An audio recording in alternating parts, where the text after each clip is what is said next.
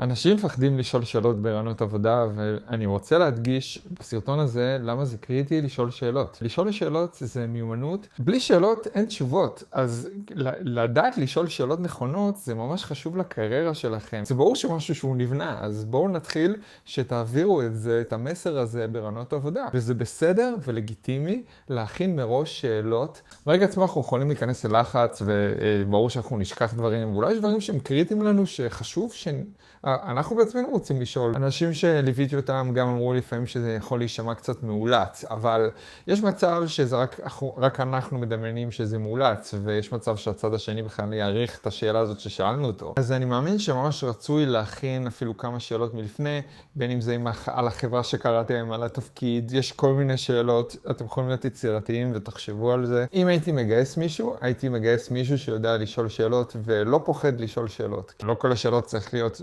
סופר מוצלחות, כן? אבל בן אדם שהוא מתעניין, שהוא מנסה להבין לעומק מה קורה פה. ומעבר לזה יש גם מיומנות לשאול שאלות ולהעביר דרך השאלות מסרים מאחורי זה שעל דברים שחשובים לי ומה חשוב לי כבן אדם במקום העבודה שאני נמצא בו. נמשיך לפרט לעומק יותר בעוד סרטונים, אז תמשיכו לעקוב אחריי. הסיכום של הסרטון שבלי שאלות אין תשובות.